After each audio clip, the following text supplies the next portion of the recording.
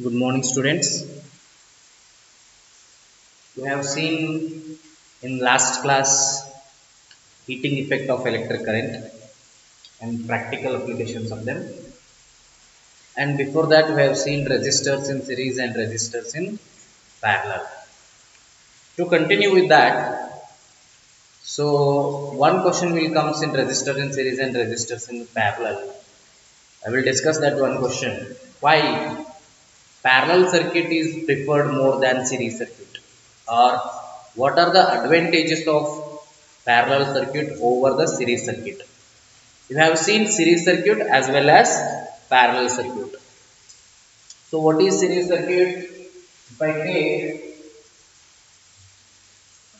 one battery is connected, let me say, okay, one battery is connected like this to a resistor, or let me say bulb, okay. So you can use here, these must be closed. Okay, there is a flow of current in this direction, that is from positive to negative of the terminal. That is battery. Positive terminal of the battery to negative terminal of the battery. Here, very important thing is there is the flow of current. That conventional direction is important. Okay, battery is there and bulb is there. So, if it is series circuit of resistors, I will make resistors here. First resistor, second resistor, third resistor. Okay.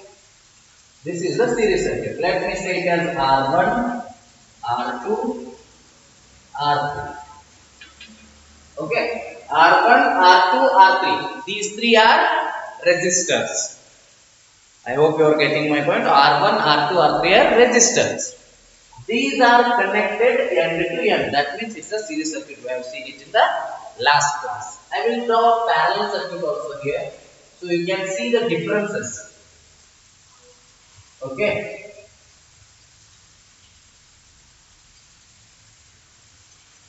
Now you can see here. This is parallel circuit.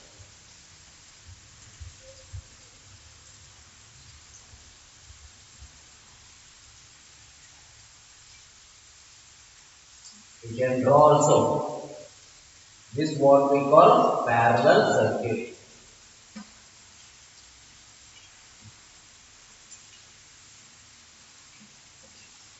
A battery or cell is there. Key must be closed, or even though you don't use key not a problem. Key is not a compulsory component. You can use a, if it is not used also, okay. Okay. See, battery is there and current flow direction must be there. So here it is R1, R2 and R2. Okay. So a voltmeter must be connected in parallel with this. That let me take positive and negative on this side. Okay. Here also you can take a voltmeter. Okay. Positive and negative side. And if you want to measure current, ammeter should be connected in series. Okay. See here, very much important thing. These are connected. Okay. Very much important thing I am going to tell you. This is series circuit and this is parallel circuit.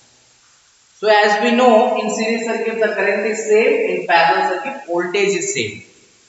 The same voltage is applied across R1, R2, R3. Same current is applied across. The same current is flowing through R1, R2 and R3. In the series circuit, current is same. In the parallel circuit, which is same in the parallel circuit, voltage is same. Okay. See here, the very much important thing you have to remember. What is that important thing? See, current is flowing and R1, R2, R3 are having same current but different potential difference. And see, one thing you have to remember, if current does not flow, then the circuit breaks. Current must need a path to flow. If there is no path for current, then it will not flow. Suppose if I break this, if I close, if I open the key, that means the current will not flow. Don't think that the current will flow up to here and stop. No. If there is no path for the current to flow, it will not flow at all. It does not flow. If there is no path means it does not flow. So, current will not flow if the circuit breaks. Okay, you have to remember this point very much important. Okay, so let me complete the circuit with key. Okay, or you can easily, if you don't want key, you can make it.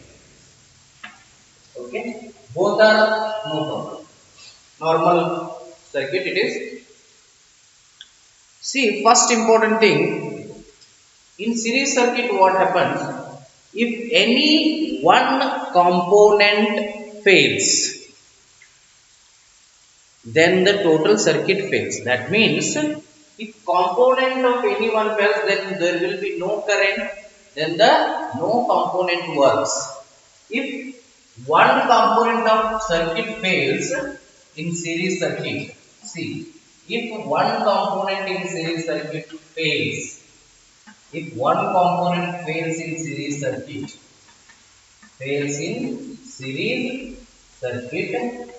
the total circuit breaks. CKT means you have to remember it as circuit. Okay, the total circuit breaks so that no component in the circuit works. No component in the circuit works. For example, see here, if my R1 breaks here, if my R1 is not working, if my R1 is not working in series circuit, if my R1 breaks here, see this is not working means the current will not flow through this. The current will not cross R1. When the current will not cross R1, it means it will not go to R2, it will not go to R3. If it is not going to R2 and R3, that means all the three R1, R2, R3 are not working. If doesn't go through R2 means R2 will not work.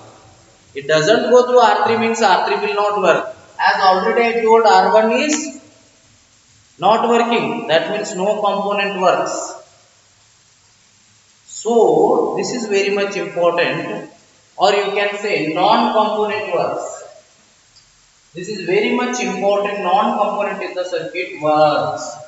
Okay, if one component fails in series circuit, others also doesn't take current, but it will not the same case with parallel circuit, because if my current will divide here, if this R1 does not work here, if my R1 does not work, there will be current C, I1, I2, I3. If it doesn't work, no problem, still these two work. Why? Because there is still path for I2 to flow, there is still path for I3 to flow. These two does not depend on I1. These two depend on I2 or I3. When these are dependent on I2 and I3 means those can easily work, because I2 is coming, I3 is coming, only I1 is not coming. But that is not the case in series circuit. R2, R3, R1 all are dependent on I only. If R1 fails, I will not be go to R2 and I will not be go to R3. So this is the case with series circuit and parallel circuit. Okay, I hope you all are understood this point. If one component fails in series circuit, then the total circuit becomes fail. Total circuit breaks, so that non-component in the circuit works. So please, when you are noting down CKT, you have to remember it as circuit. CKT is nothing but circuit. Okay, second point we will see. What is the second point? 5 parallel. The question you remember.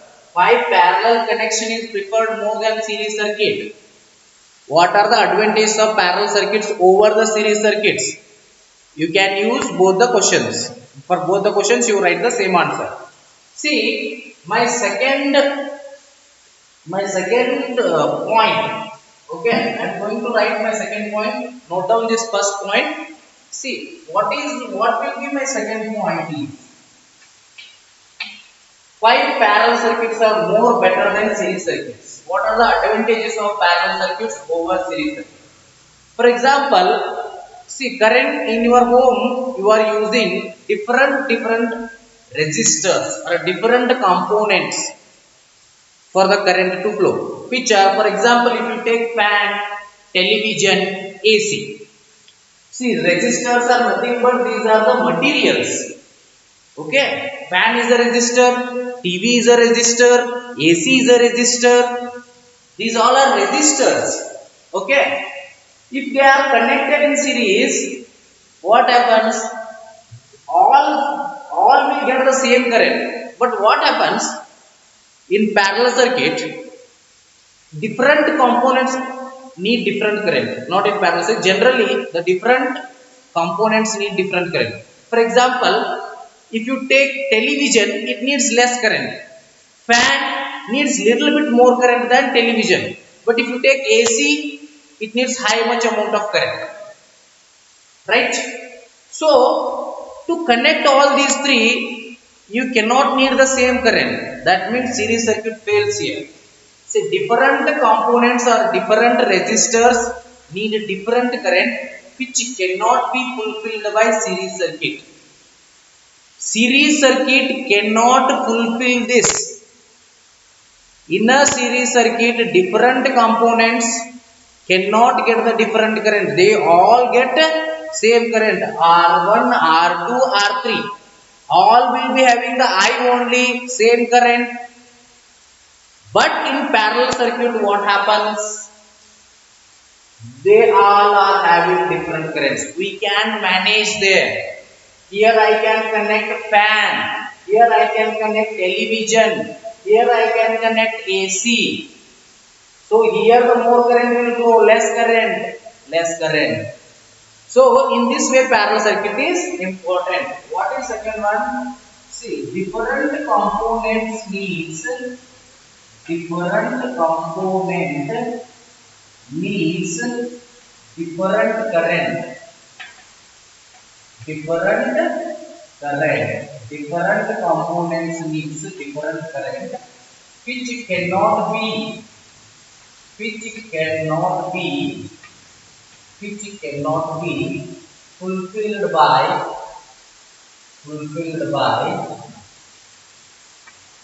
series circuit, but it can be fulfilled by parallel. It can be fulfilled by parallel circuit. So this is very much important. Okay. So this can be fulfilled by parallel circuit. This is the second point. So now I will write the third point. So what happens if this is very much important, easy point.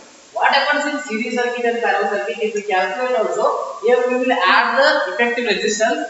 Here we will add the reciprocals of the effective resistance. So Rs equal to R1 plus R2 plus R3 in series circuit. But Rp equal to 1 by Rp equal to 1 by R1 plus 1 by R2 plus 1 by R3. So we add the reciprocals means third point is that generally the resistance in parallel circuit is less.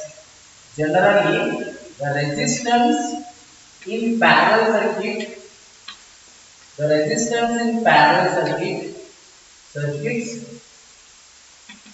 is less compared to series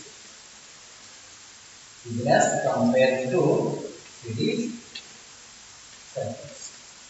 So these are the three most important points you have to remember why series connection doesn't prefer over parallel connection, or you can say why parallel connection is preferred more over the series connection. or what are the advantages of parallel connection over the series connection? So for all the questions, these 3 points will be the answer. Please note down this, very much important. I have written first point here. If one component fails in series circuit, the total circuit breaks. So the non-component in the circuit works. But it will not be the same case in the parallel circuit. Okay. Second point, different component means different current which cannot be fulfilled by series circuit, but it can be fulfilled by parallel circuit. Third one, generally the resistance in parallel circuit, the resistance in parallel circuits is less compared to series circuits. So with these three reasons, parallel circuits are preferred more over series circuits. I hope you all are clear with these points. So next what I will do is, I will move to, so this is over.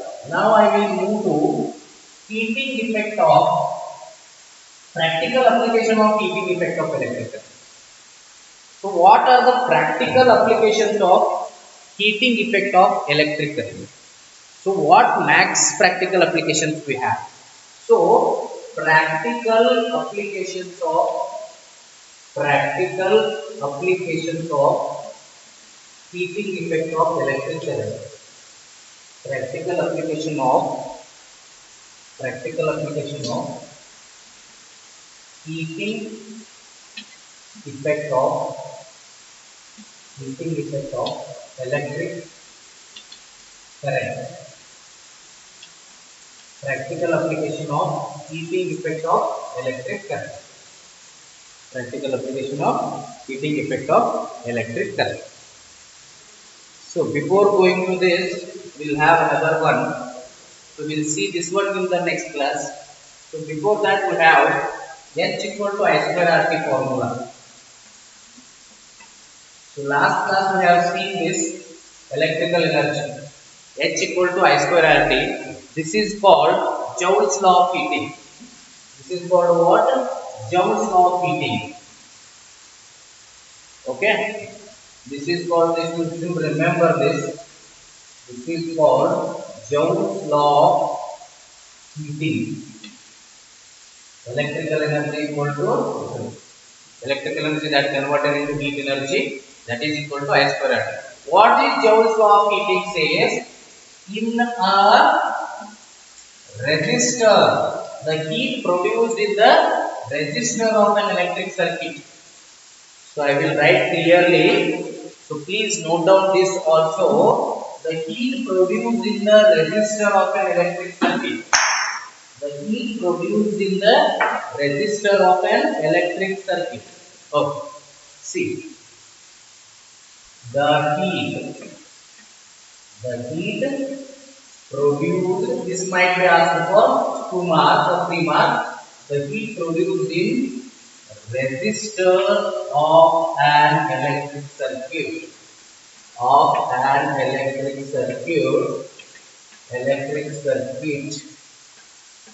Okay, first one. So what is my formula? According to formula I have write I square RT. So that means it is directly proportional to I square, isn't it? First one, directly proportional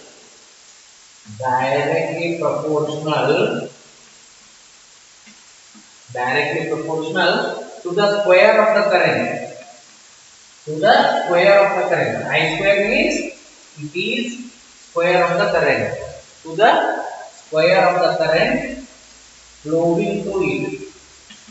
To the square of the current flowing through the circuit. See, I square RT means square of the current is there. So the heat energy, where the heat energy is produced, it is in the resistor.